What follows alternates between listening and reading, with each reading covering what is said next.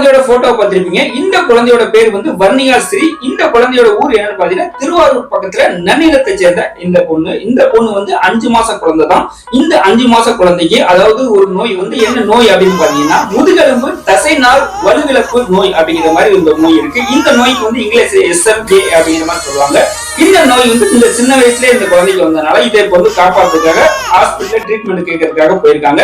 போய் கேட்டு வந்து விசாரிச்சு பார்க்கும்போது இந்த மருந்து வந்து இந்தியாவே இல்ல, வெளியில இருந்து வர வைக்கணும் அப்படிங்கிற மாதிரி சொல்லியிருக்காங்க.